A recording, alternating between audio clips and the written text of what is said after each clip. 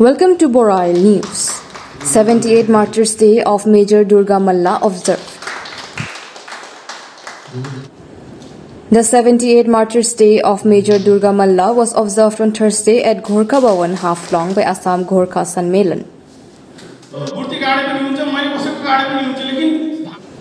On the day, a floral tribute was paid to the martyrs, followed by a speech highlighting life and sacrifice of late Major Malla.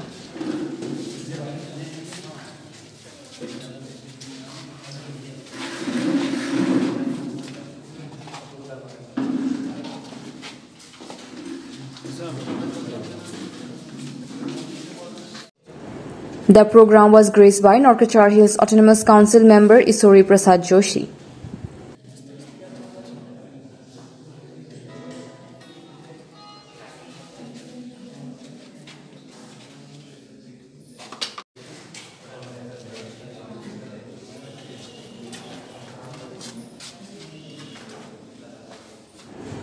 To be mentioned that late Major Malla was the first person from the Gorkha community to join the Indian National Army post-independence. He also played a key role in forming the INA. He was sentenced to death by the Britishers in 25th August 1944.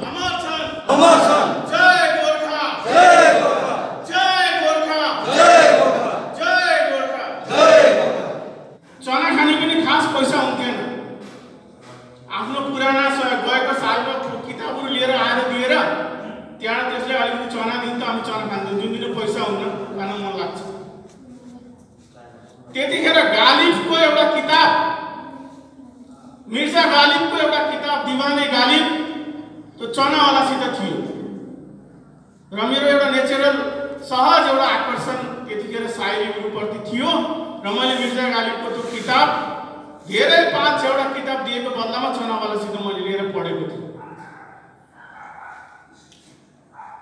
र मेरो लाइफको मेरो जीवनमा मलाई प्रभावित गर्ने व्यक्तिहरू मध्ये एकजना मिर्जा गालिब पनि हुन् र मैले त्यतिखेर के बुझेँ भने त्यो सानो अवस्थामा लगभग 8-9 क्लासको बच्चामा अझै तक पनि गालिबको इन्फ्लुएन्स ममा छ। बलिदान दिवस हर साल 25 अगस्त को भारत के सभी गोरखाओं के द्वारा मनाया जाता है, क्योंकि ये वही दिन है जब तत्कालीन ब्रिटिश सरकार ने आज़ाद हिंद फौज के मेजर और सुभाष चंद्र बोस के बहुत करीबी को दिल्ली में 1944 में उन्हें फांसी दिया गया था। और हम सब जानते हैं कि मेजर दुर्गा मल्ला उन स्वतंत्रता सेनानियों में आते हैं जिन्होंने भारत के लिए अपना सर्वोच्च बलिदान दिया।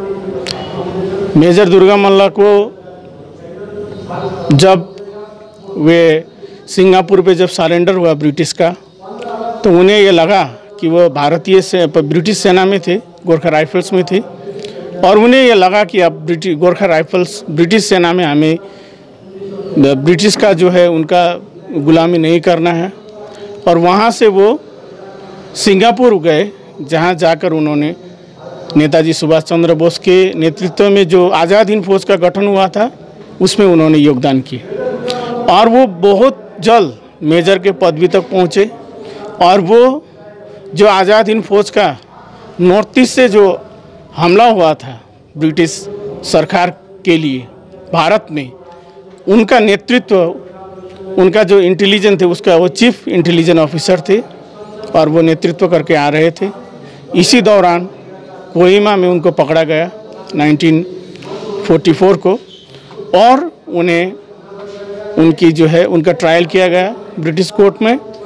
और ब्रिटिश सरकार ने ये बहुत चाहा, उस वक्त की ब्रिटिश सरकार ने, कि जैसे भी ये दुर्गा मल्ला को दबाया जाए, दाम साम दंड भेद, उन्हें लालच दिया गया, उन्हें पैसा देने की कोशिश की गई, उन्हें धमकाने की कोशिश दी गई, फिर भी वो कभी नहीं माने।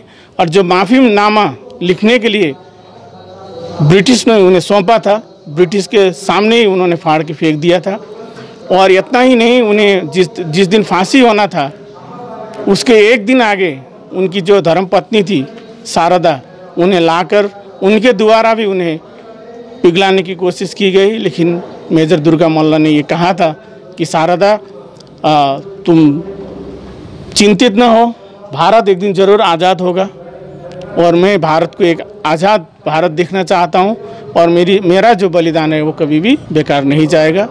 और वो खुशी खुशी आज ही के दिन 1944 को फांसी पे चढ़ गए थे। और इस प्रकार का जो सर्वोच्च बलिदान है उनका हम सब याद करते हैं।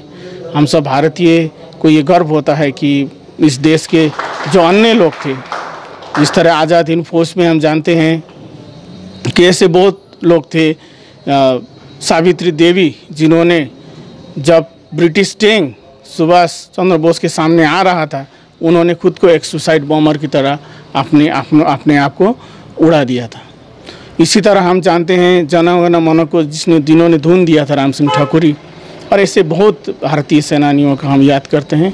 उनमें से मेजर दुर्गा मल्ल हमेशा हमारे श्रद्धेय रहते हैं, वही है। और ये बलिदान दिवस आप लोग कहाँ मनाते हैं पूरे भारत में? ये तो सभी भारत में जितने भी भारतीय जो गोरखा है, जम्मू कश्मीर से लेकर केरला तक और गुजरात से लेकर गोवा तक, गुजरात से लेकर जो है मिज़ोरम तक, हर जगह आज मिज़ोरम में भी मन रहा है और पूरे देश में मनाया जाता है, क्योंकि उन्होंने जो बलिदान दिया था वो पूरे देश के लिए दिया था। वो भारत के सपूत है। उनका सम्मान उसी तरह होता है जिस तरह भगत सिंह, सुखदेव, राजगुरु का सम्मान है इस देश में, उसी स्तर में हम उनको सम्मान देते हैं। रिपोर्टिंग बाय सूरज बर्मन, बोराइल न्यूज़।